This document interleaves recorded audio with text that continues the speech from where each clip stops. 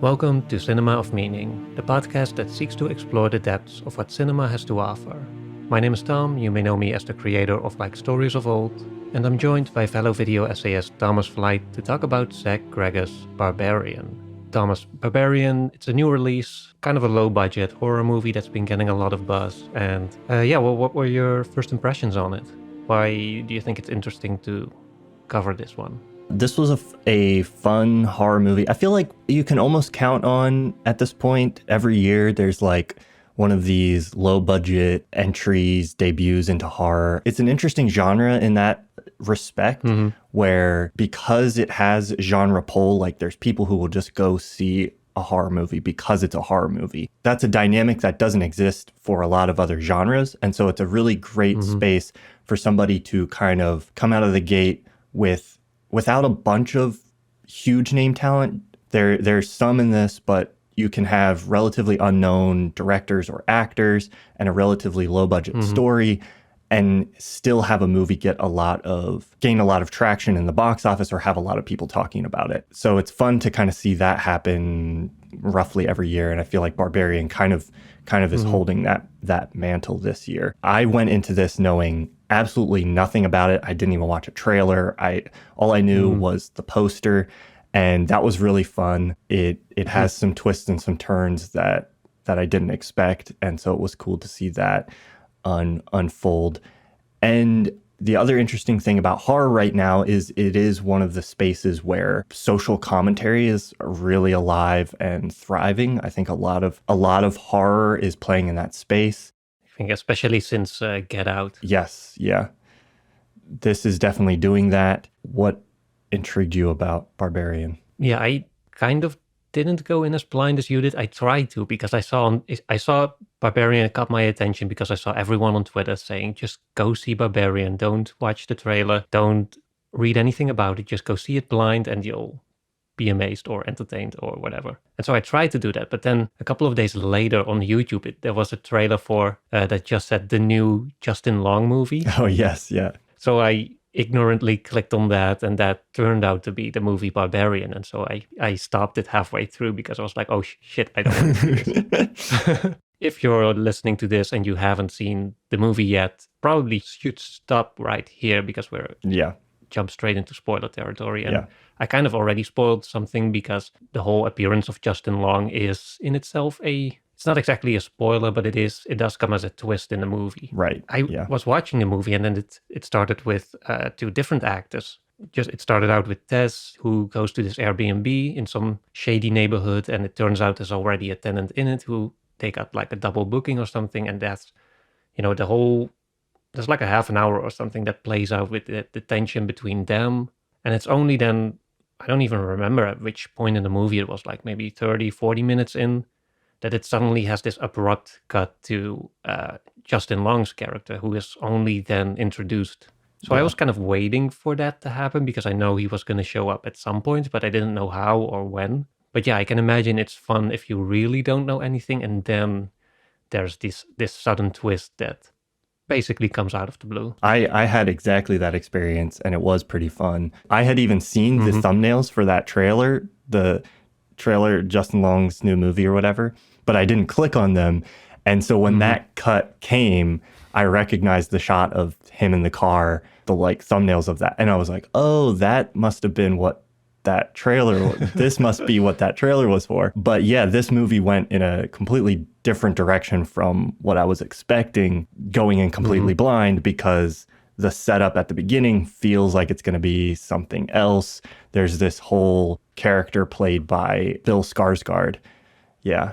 And you kind of think that he's maybe going to be the bad guy for a little while. So it plays with your expectations there. There's a little, almost like a little horror short film that kind of sets the stage, and then the real story kind of kicks in, and we get to watch that play out. So yeah, I found that to be really fun. I love a movie that plays with the audience like that in a way that is, when that cut to black happened and it changed over and Justin Long's character showed up, I got very excited because suddenly I was like, oh, okay, here's a movie that is trying to be something more than what I initially had anticipating. Yeah. Which not that the opening is boring. I would also totally watch a movie that's just about two people who randomly end up staying in an Airbnb together in a creepy neighborhood. Yeah. And like watching that go sideways is like an interesting horror premise in and of itself. Or not even. Right. Or even not watch it, just like have it be weird and awkward for like days. I think in some way the more fascinating aspect of that whole section was that neither of those characters were malicious as far as we get to know. Yeah. But it's more so about kind of the cultural preconceptions and maybe also sort of the gender dynamics that come into play that create that create a tension that might not even be there literally. Yeah. But it's one of those scenes also, or sequences, where the vibe you're getting from it depends so much on knowing what genre movie you're watching, because it could have well been it's sort of meet cute in a romantic love story. And right. Kind of goes into that direction a little bit, but then you're reminded, oh yeah, this is not Love Actually or whatever. It's a horror movie. There's, stuff in the basement, maybe a ghost or something, and something has to go wrong. Yeah. It's such a great kind of sequence too, in terms of the movie as a whole, and I'm sure we'll get into some of this stuff, is dealing with like gender roles, and that's kind of, well, we'll get into that, but that's a part of the conversation as a whole that this movie is having. The opening is playing with part of that in a really fun way, in that you can kind of like watching that, you can kind of have sympathy for both of the characters. Like you kind of, because it's a horror film, you have there's a little bit of thought in the back of your mind of like, oh, Keith might be this bad guy or creepy or weird. You even like, I even had this tiny suspicion. I was like, maybe the twist here is that like she's gonna do something, who knows what you never know what might happen. But it seems like it's setting it more up that like Keith might be. But either way, within that, you have this scenario that plays out. I don't know if I want to use the word realistically, but like not in a completely absurd way, where you totally understand where Tess is coming from. And you're like, she should be skeptical and wary of this guy. And it is dangerous to just stay in an Airbnb with somebody you don't know.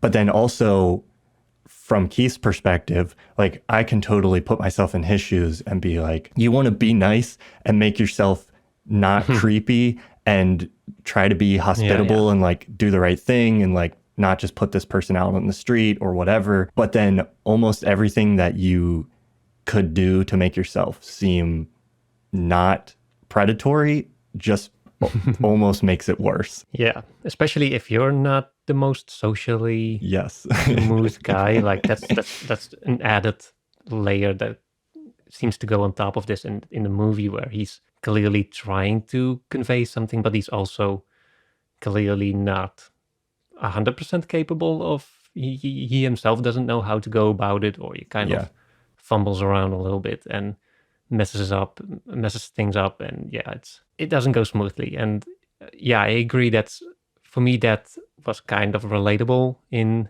like, for me that's the interesting part, because it does set up Keith as the I didn't necessarily think the movie was trying to convince us that Keith was bad, but more so that it was trying to help us, or to let us understand why, from Tess, her perspective, she would perceive him as a threat, and she would be wary of him.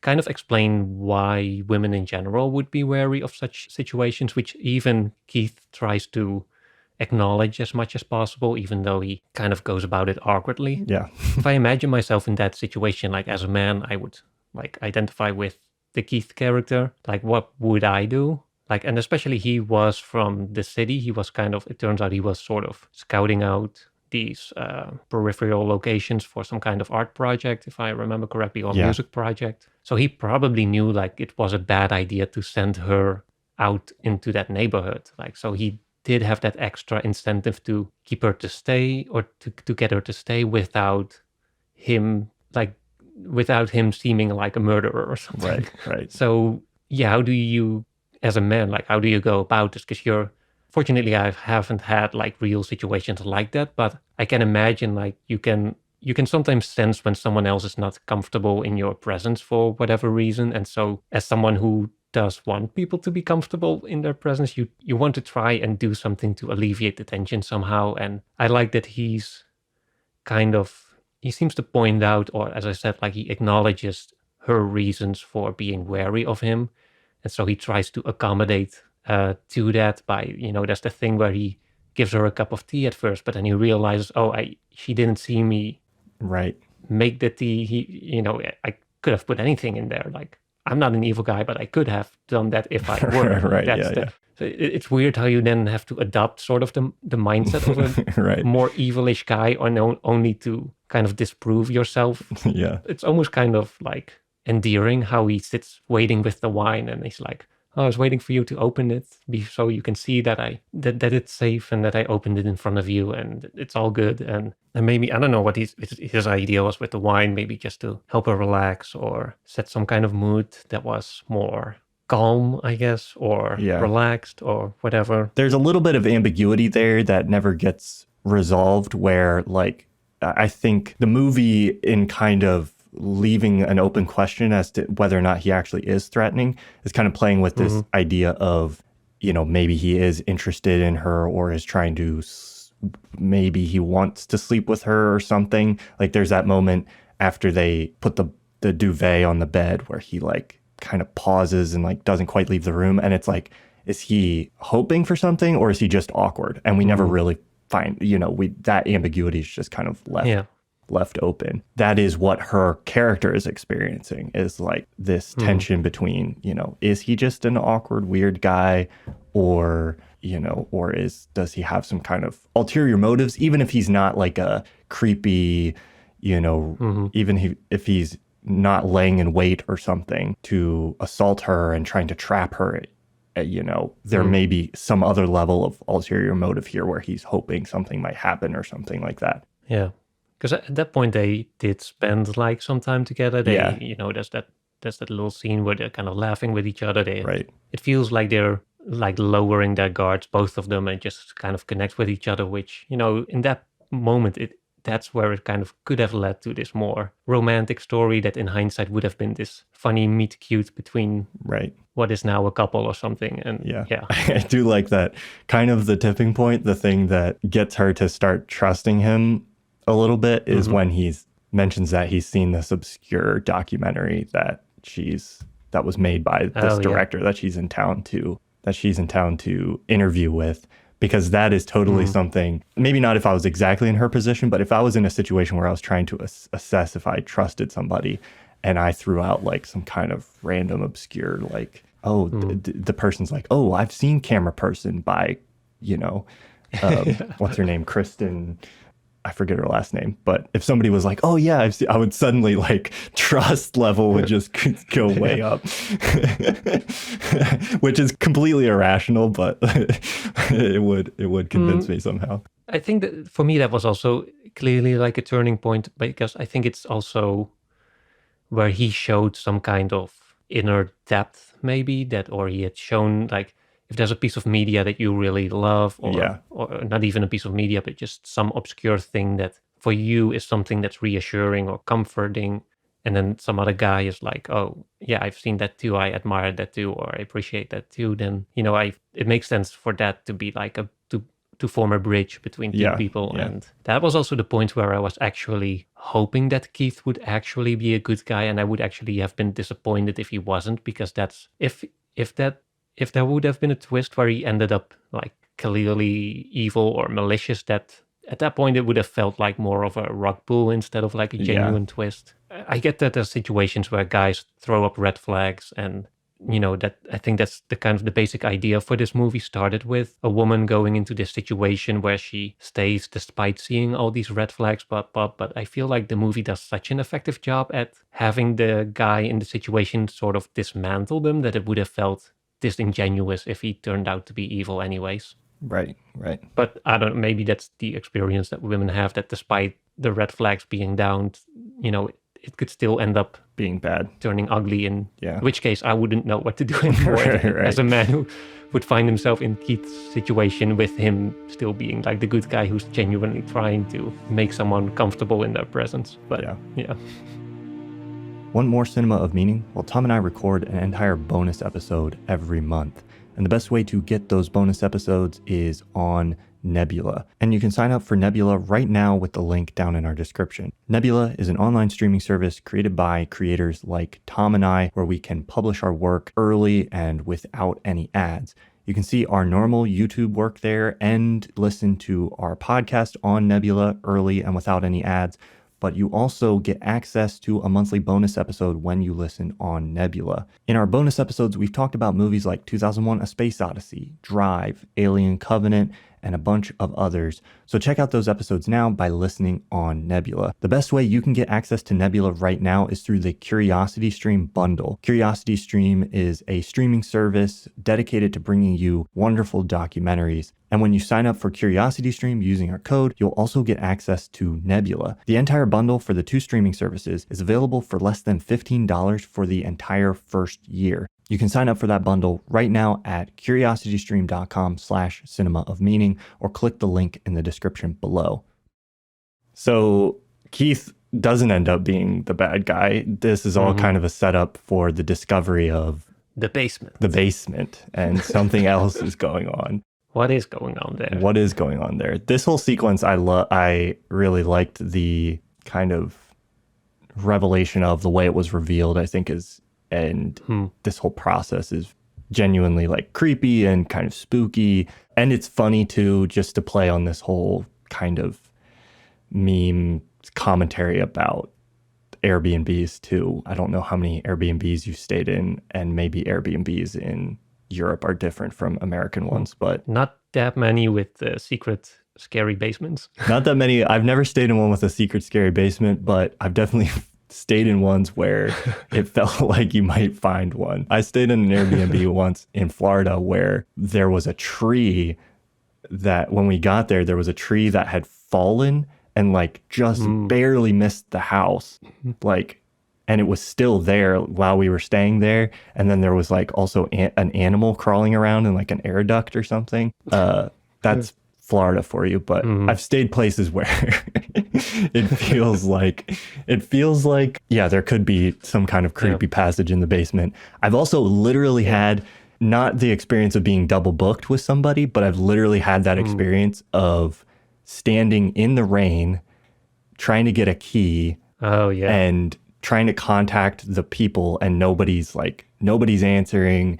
Like, I have no way of contacting them. I can't, the code isn't working for the box, and it's raining on me. So I guess moral of the story is stay in a hotel instead of an Airbnb or something. Yeah, or an Airbnb that's just as it was intended in someone's home, or at least with someone nearby. Yeah. The one weird situation I had with an Airbnb was when I went to France, to like the Alps, and we rented this cabin in the woods with like no electricity, no running water, really secluded, and it had like this outhouse toilet in the woods, which was actually quite nice, very relaxing to just do your business while having the door kind of open, staring into the woods.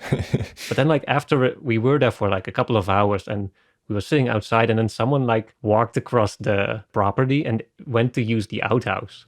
Oh, wow. And so we didn't know, but apparently there was another like smaller barn or something a little bit down the road, which also had to use, which was of the same owner, but both parties had to use the same little outhouse. Oh, yes. So that was kind of a weird experience to have. Like every now and then there would be someone walking across our property to use the bathroom. Go use the out. Yeah, that would be, especially if you didn't know about that ahead of time, that would be startling.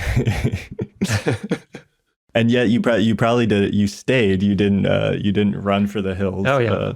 Well, that's the other thing. You already mentioned the dynamic of like people in horror movies not knowing, or you mentioned the dynamic of like the whole thing is different because we, the audience, know it's a horror movie. But I often think about that too, where it's kind of a trope. Other people have said it a bunch of times, but if the characters don't know they're in a horror movie, would behave very differently if they knew they were like we do. Yeah. If they knew they were in a horror movie, the minute the door swings open or something, you would just leave. But instead, there's a little moment like that in Barbarian where she first discovers the basement and she stares at it for a bit and she's like, nope. Yeah.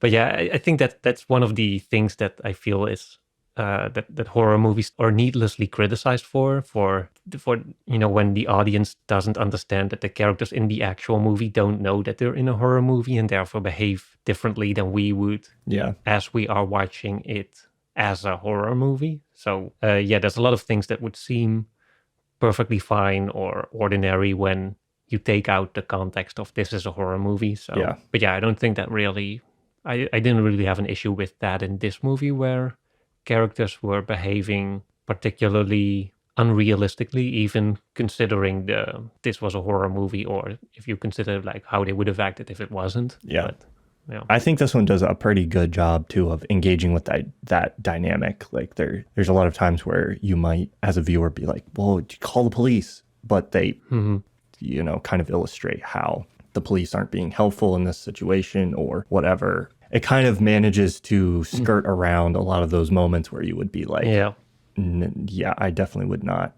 do that." That was kind of an issue for me though, where what happens like when characters do realize, oh, something is off, I have to take action, but then the writers kind of have to box them in, make sure they can't just, they have to box them in, which in this case was for me the most severe with the cops who arrived and then were completely dismissive of her plight, basically, which I feel like I can imagine that happening to some extent in some circumstances, but here it felt like, I don't know, I didn't buy it that the cops at least didn't hear her out or took her with them or, did something at all to comfort them. But I don't know, might be America's police. Well, that's what I was gonna say. I've had mixed experiences. I've never, been in the situation where I'm like, there's someone trapped in a house, and the police are ignoring me. But I've had instances of police being very helpful, and I've also had instances where like I'm literally stuck on the side of the road in a car, broken down, with no phone, and they're kind of like begrudgingly like helping instead of I don't know. So to me, it was like, it's not like there's no way the police would help with this, but it didn't feel like completely out of the realm of possibility that you would have these people who are just like, I don't have time to deal with this. Yeah. They also showed that the cops had a second call coming in of an active shooting or something. Yeah. So there was something more pressing going on, which kind of makes it okay or a little bit better, I guess. But even then, they could have sent someone else or... it would seem strange to me to just leave a situation like that and let it play out without, checking up on it in some other way or sending in some other unit or whatever. Yeah. I mean, it is strange. That's the police should hopefully be helping out with stuff like that. But yeah, it's not completely outside of the realm of possibility in my imagination or in my experience. But nonetheless, it's a perhaps necessary plot device in this scenario just to deal with the fact that you need the people to stay at the house and for the police not to come in guns blazing and just fix the situation. So somehow we have to get around that.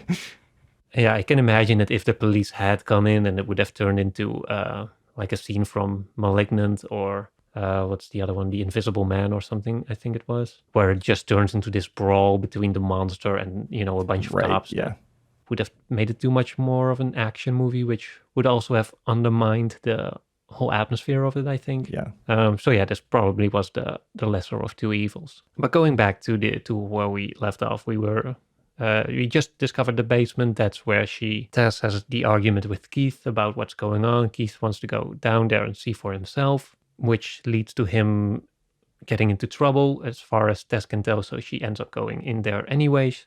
She discovers the second secret basement behind the initial secret basement. Yes. And that's where there's a long stairway that goes down. She finds Keith and he's assaulted by this creature, which was scary looking, I guess. Yes. I feel they revealed just a little bit too much right in that initial opening, but anyways, that's not too big of a deal. And then we cut to the Justin Long storyline. Yeah. Which I thought was very, I wouldn't say original, because the first thing I thought of was Alfred Hitchcock's Psycho, which also has a similar twist right around that point in the movie. Although I think that the difference being that in Psycho, the first part of the movie is really its own contained story, with the character in that story being, spoiler alert for a 40, 50-year-old movie, but she gets killed off. And whereas in this movie, Tess comes back later. Yeah.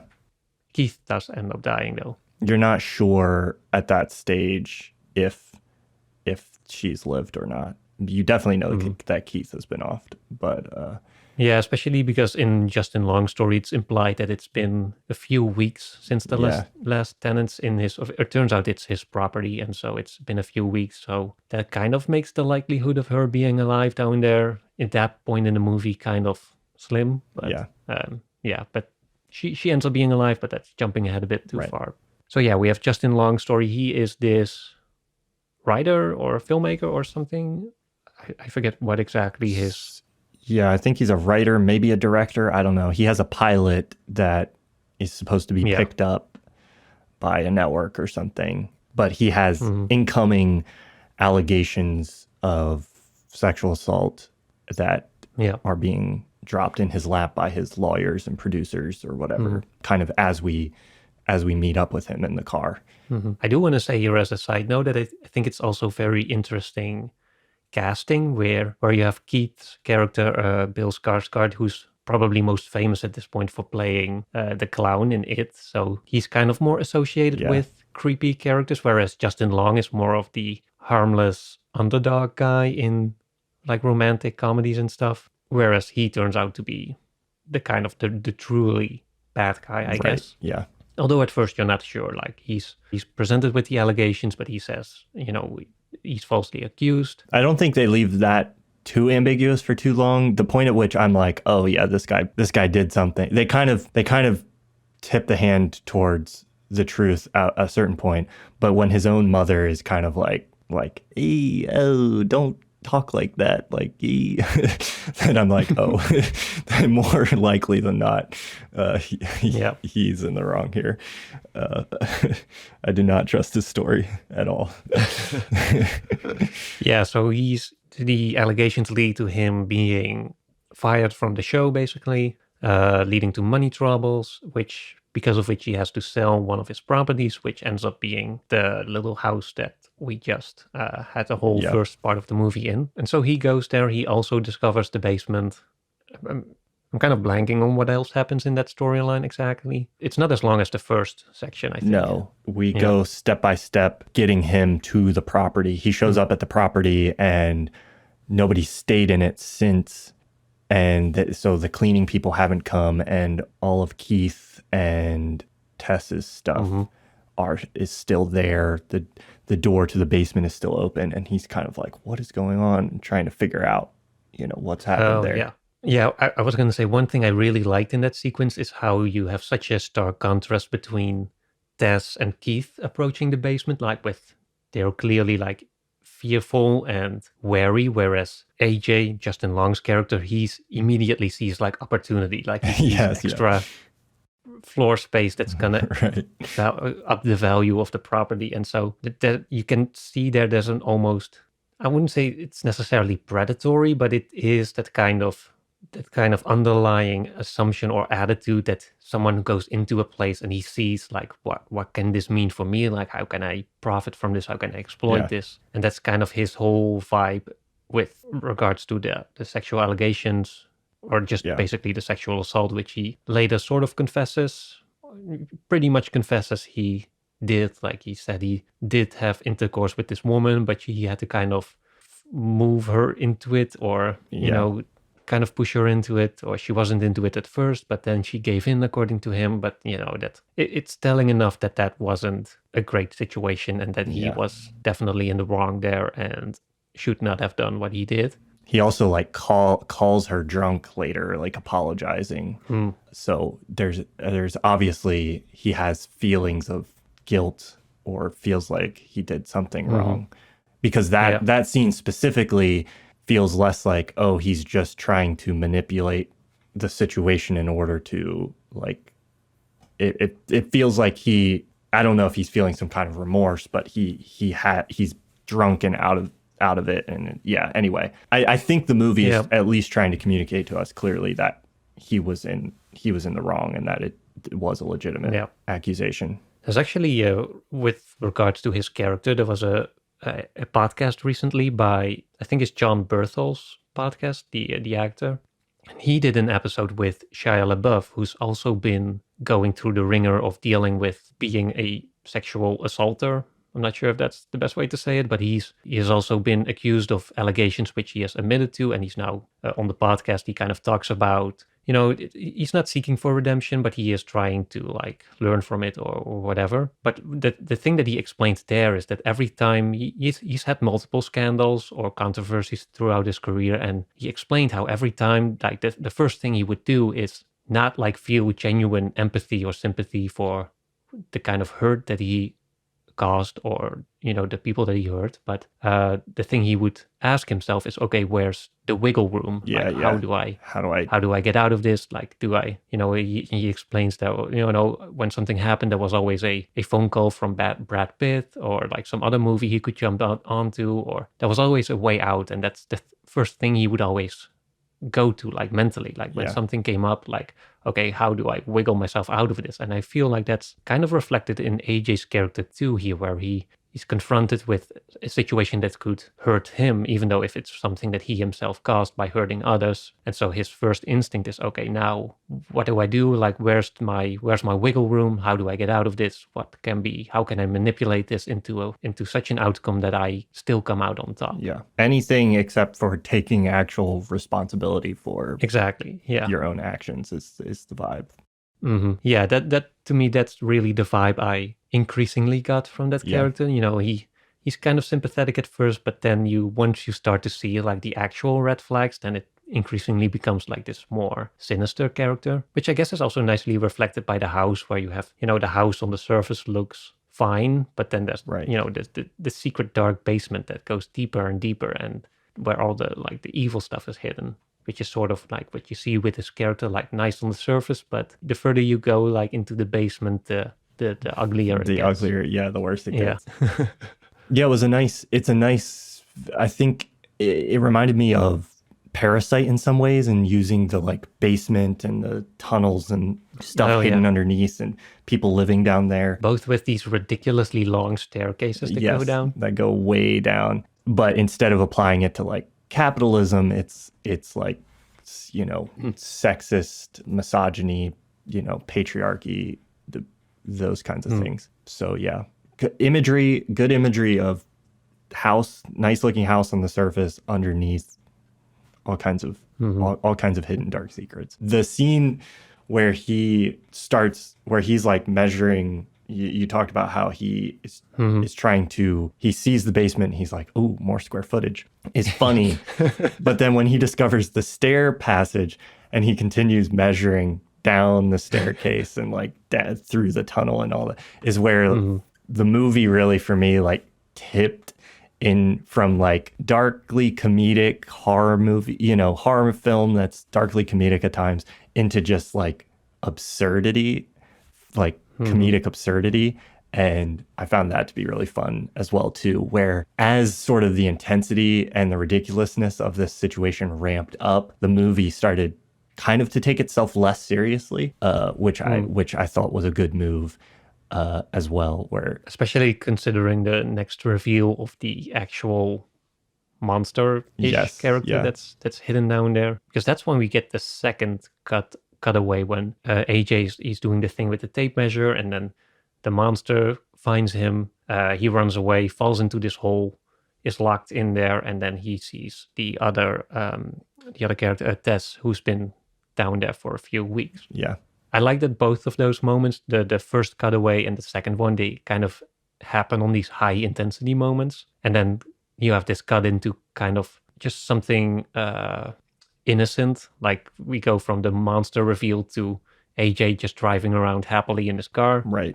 And then from again the second reveal that Tess is alive and being trapped in a hole in the pit with the monster, we go to this 80s scenario where we see the house in its full glory, or better yet, the whole neighborhood in its full glory, and we see this old man, I guess, who goes out to buy baby supplies and other stuff, and like a videotape that's playing in the basement somewhere of this mother breastfeeding a baby.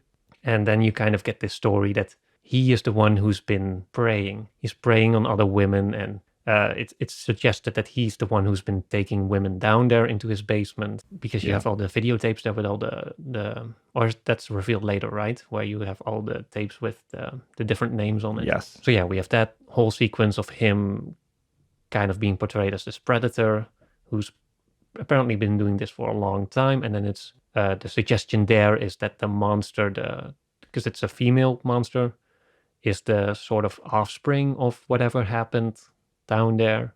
And that, I think, if I remember correctly, is when we cut back to the pit with Tess and AJ, who are then connecting with each other and trying to. She kind of brings him up to speed, like, oh, the monster wants to be. I think in the credits she's just described as the mother, because that's what she wants to be. She basically wants to be this mother figure, and it's only if you struggle or be a naughty boy or something that she turns violent and kills people. But otherwise, she's been keeping Tess alive, and you just have to kind of play along with it. And so yeah, from there, I think I've only seen it once, so I'm kind of foggy on all the details. But so yeah, we end up back in the pit with Tess and Justin AJ, and Tess has obviously been broken to the point where she's just like able to play along with this little game. She's role playing as a baby in order to stay alive, drinking milk out who knows what out of this nasty bottle. And AJ is like, no, I'm not gonna have any of this, and struggles a little bit and gets taken away by the mother. And Tess kind of sees her opportunity to get away when the gate to the pit is left open. So she makes it back up to the surface. I think that's the moment where she busts out of the window, right? Yeah. And at that point, she has the opportunity to just split and be done with it. Yeah. But that's when I think she seeks out the cops, or at least someone with a cell phone. Right. Because she does have the instinct to go back and save AJ. You know, she doesn't know who he is, that he's a terrible person or whatever. Right. She's kind of more someone who ends up being more nurturing, or more a generally kinder person who wants to do stuff for others and help them. But yeah, the cops show up. We've talked about it. They leave her alone, or they kind of leave her to fend for herself. So she goes back in on her own, if I remember correctly. This is also when she talks to the guy who lives in the neighborhood, Andre, I think his name is. He helps her out of the house, and is like, you got to get out of here. The neighborhood isn't safe. Kind of gives her some other information before she goes to the police. And she's afraid to go back into the house. At first, she's afraid to go back into the house to get her keys. Her car keys are in there because it's kind of revealed that the mother monster has access to the house. She's up in the basement. She's up in the house itself. And so she's worried about just even getting back in there. But yeah, then after the police kind of abandon her, it's getting dark. She's there. She has to go back into the house to get her keys, even to leave in her car, if I'm remembering everything correctly. Mm-hmm. Yeah, I think it was something like that. So, yeah. So she decides to go back in. Also, at some point, I forget the timeline of everything, but at some point, AJ kind of breaks away. Oh, that's when Andre is the one who kind of he tells Tess that the mother isn't even the worst thing that's down there. That's when we start to think like, oh, this Frank character or whatever his name was that we saw in the flashback to the 80s, maybe he's still down there or something else is still down there. And meanwhile AJ gets a chance to break free when, I guess, as the mother is chasing Tess, and he ends up finding Frank down in yet another secret room in this network of underground tunnels. Yeah, that's when we get the whole reveal that Frank had all these videotapes. I think AJ watches one, and he kind of, or not at first, he thinks Frank is another prisoner who's just been kept down there by the mother figure. And then he tries to rescue him he promises him like, oh, the cops are going to be here any minute now, it's going to be fine. You're going to get out of here. But then he watches the videotape or one of the videotapes, and that's when he realizes that actually it's Frank who's kind of the extreme version of himself in some way. Like there's a connection there, obviously, between him being a sexual predator, sort of, and the other guy clearly being this serial killer / overall evil person. And I think that's also why Frankie ends up grabbing a gun and killing himself. Not so much, I think, because he has regret or feels some kind of remorse, but more so because AJ promised him, like, there's gonna be cops down here any second now, which to him only means like, oh shit, I'm gonna face consequences for all this, which to some extent foreshadows what's gonna happen at the end, where AJ finds himself similarly cornered, where instead of facing consequences, they both look for the easy way out, but that's jumping ahead a little bit maybe, because I think from there AJ finds his way out together with Tess, right? Or they both end up on the street where they meet with the character you just mentioned that lives there. Andre, yeah. And they go to what is apparently this safe place, which turns out not to be a safe place. Andre gets killed, and they flee up this water tower, I think it was. Yeah. And the mother's coming up, and then AJ sees, he's like, oh shit, there's no way out. What do I do? Where he's again, that's the kind of the moment where he goes looking for that wiggle room. Like, how do I turn this situation around to myself? Even though he just prior to that, he gave this whole speech about causing hurt. I'm not sure exactly what he said, but he seemed to have some remorse or something. But yeah, he seems to be like confronting what he's done to some extent, at least internally, perhaps because he came face to face with sort of the Frank side of things. He's confronting that a little bit when they're down there. He's like, I've done horrible things. Yeah, I forget also the way they escape is that AJ grabs the gun and then he accidentally shoots Tess as she's coming down to save him, which is this really unfortunate moment. Yes, that's the missing piece there. Is he's talking about, oh, I've done this horrible thing, which Tess thinks he means accidentally shooting her, but kind of the subtext there is he's talking about like this sexual assault in his past, and he's like, I need to make this right or figure out. But then that's pretty quickly undercut when he's put back in a situation where in his mind it's either Tess or him, and he is very willing to sacrifice Tess for himself. I have the full quote here. It says, so he says, this is my fault, and which on the surface refers to, or seems to refer to, him accidentally shooting Tess and she being wounded at that point. Andre says, it don't matter whose fault it is. And AJ says, it does. I hurt somebody, that matters. I don't know if I'm a bad person, but I might be a bad person, or maybe I'm a good person who just did a bad thing. I can't change what I've done. I can just try and fix it. And that's what I'm going to do. I'm going to fix it. So yeah, I guess it's kind of ambiguous whether that means that's true remorse or maybe more of a realization of the consequences that are coming down on him and him trying to find a way to wiggle his way out of it. But yeah, either way, like whether it was genuine or not in that moment, like 5 seconds later, he goes back on it. If he had true remorse, it didn't last very long. It's kind of natural predatory instincts kick in, I guess. And he throws Tess off the water tower. The monster with her mother instinct jumps after her. It's kind of like a Spider-Man-y moment where I'm like, okay, what's she gonna do? Is she gonna catch him? And then they just both fall. But somehow the monster manages to like cradle Tess and keep her from dying after falling off this huge water tower.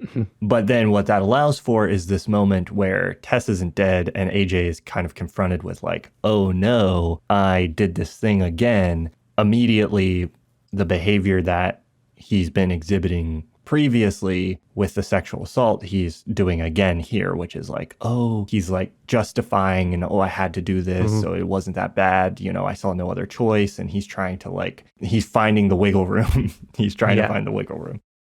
I think that moment to me was so effective at demonstrating just how absurd his whole behavior is, and just how much of a Yeah. red flag it really is when you literally have just seen him throw another person off a water tower, which, yeah, it really highlighted for me at least the kind of nature of his character and the way people, or women in this case, should understandably be suspicious of that kind of excuse making and that kind of remorse when you take it out of the context of the whole situation. Yeah. Like, it's easy to say someone being very remorseful or about something they did and then kind of sympathize with them. It does trigger this natural kind of empathy in a lot of cases. But when you just have seen like the bad act, and especially when you've come to understand, okay, this is a pattern that's happening again and again, that to me, like at the end for me, it completely lost its power, like the way he tried to apologize himself, which I think is a very effective thing that the movie did in kind of deconstructing that kind of abusive behavior that men like him continuously go through, like almost like a cycle. Yeah. Yeah. So yeah, I think that was an overall very solid conclusion. I'm almost forgetting what exactly happened to him. He gets killed by the monster wakes back up and does him in. Oh yeah, it's that nice little head crushing scene with. Yes. Yeah. And then Tess kind of in this very tender moment shoots the mother, kind of puts her out of her misery. And the mother kind of gets this, like, seems to have this moment of like, oh, she's protected the baby Tess, and yeah, it's very creepy and tender. Yeah. Well, did you think she shot the monster just to put it out of its misery? I mean, also to protect herself to some extent, because the monster is kind of like saying we have to go back. And I think she's like, no, we need to. Yeah, not going to submit myself anymore. Yeah. Something like that. Nice little empowerment moment, I guess. There's a little bit after the credits, but I'm not sure what that was supposed to add to the story. Oh, I saw her walking. Yeah, she just gets up and walks away, but yeah, it was kind of implied that what she was gonna do. But I think it just gives us clarification that she actually makes it out alive instead of just bleeding out in the street, which would be a little less of a triumphant ending. Yeah, they probably figured it would be a cool cut to black on the gunshots, but then they also wanted to reaffirm a little bit more about her fate, and so we get a little bit more after the credits. Yeah, which is fine, I guess. It didn't bother me, so I guess that's Barbarian. It's kind of this exploration of the dark basement of predatory men, and I think there's a lot of interesting maneuvers there where it kind of is connecting this character who has done this bad thing. He's committed this sexual assault, but he owns the house that this like really horrible bad guy serial killer lives in. And it just does this interesting dynamic of kind of connecting those two and maybe undercutting a little bit I don't know what it is, the justification, that wiggle room that some of those guys seem to find in like, oh, well, but I'm not I'm not really a bad guy. It's just like... One of my worries during that final act was that this was going to be a redemption story for AJ, that he was going to, like, he's done bad, but then he saw true evil and decides, okay, I'm going to be a good guy now, and so I'm going to help this person or whatever. And at the end, I'm saved, and like my soul is finally rinsed clean or whatever. But I'm glad the movie didn't go in that direction, that you really... that really hammered down on the kind of cyclical aspect of that kind of abusiveness, which tends to go in this cycle of hurting someone, apologizing, looking for wiggle room, apologizing some more, all the while, the whole cyclus is part of like ending up on top of, again, where someone like that would probably end up hurting someone else again and then go through the same circle again. Yeah. And the reality of like Frank at the very bottom would rather kill himself than have sort of what he's done see the light of day, which is also, I think, an interesting dynamic where there's a fight to keep the reality of these kinds of horrifying atrocities from coming to light in a way that kind of helps perpetuate that sort of thing. I think it's also interesting that, Keith presumably is not a bad guy, but he's living in the same house that AJ's character owns and that Frank owned and used as this terrible place. And that's a nice little piece of symbolism for, like, as a man, even if you are not predatory, you are kind of living in the same house as other men who have been. And that's part of why, you can present with a certain sort of inherent, like, suspicion or whatever, it's like. Yeah. And by all accounts, he lives there safely, whereas, right.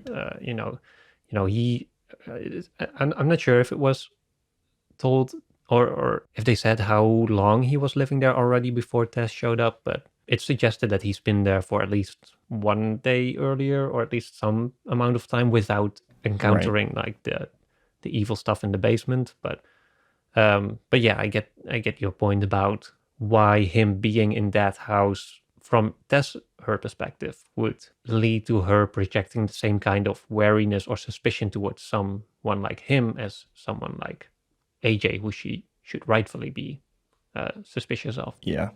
Suspicious of, yeah.